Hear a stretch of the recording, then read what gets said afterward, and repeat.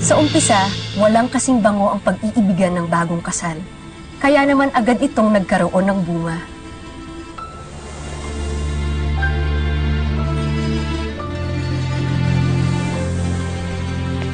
Pero hindi nagtagal ang kasiyahan nila dahil ang sanggol na dinadala ni Dama ay hindi nagtagal sa kanyang sinapupunan. Sa sobrang lungkot ni Dama, nawala ang kanyang halimuyak. At dito na nga nagsimulang lumabas ang sangsang ng pagsasama nila. Hindi ko maintindihan.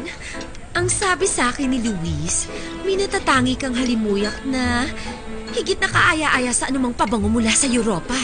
Pero naaamoy ko lang ang pawis. Anong gayuma bang ginamit mo kay Luis? Hindi ko maamoy ang halimuyak na ikinabighani niya. Baka nasira ang pang-amoy mo dahil sa hindi natural na tao at bagay sa paligid mo araw-araw. Alam mo naman ang mga huwad na bagay, wala kang masisimsim na bango. Huwag mong isipin na porkit nakapangasawa ka na ng hasyendero ay mabango ka na. Kahit magpakalunod ka sa pabango, anak ka lang ng hardinero. Mayaman ka nga, may pinag-aralan, may pabango.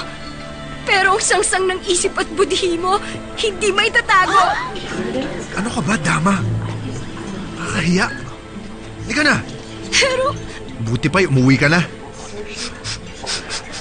totoo nga bang sinabi ng aking ina na mawawala ang aking sumyo kapag ang puso ko'y wasak na? Habang ang asawa na si Dama, naiiwan lang sa kanilang kwarto.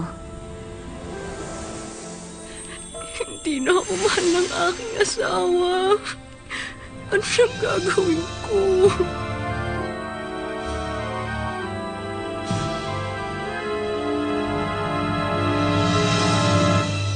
O bituin sa gabing ako'y di mahimbing makatulog. Ang pag-ibig kong ito sa kanya'y paabutin mo. Limutin man pag-ibig na kay ganda, hanap may halimuyak na iba. Kahit magbago siya, siya lamang, siya pa rin ang sinta.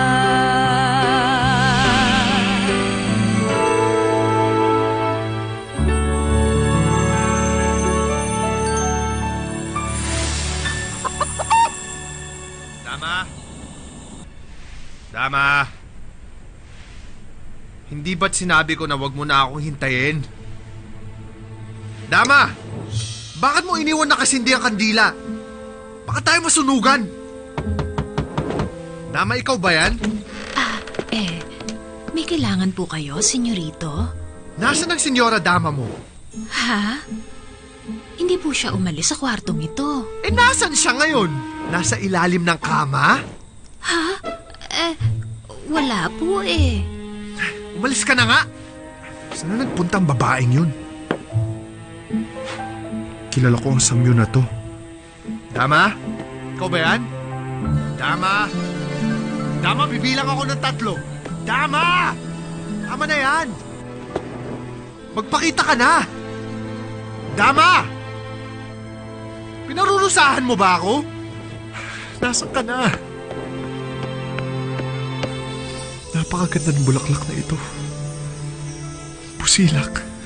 Simple. At kasing rikit ng mga tala.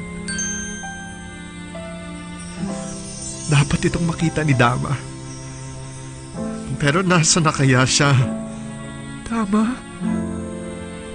Hindi ganun kadaling mawala. Tinupad ng mga bituin ang hiling ni Dama. At gabi-gabi, hindi na siya iniiwan ni Luis.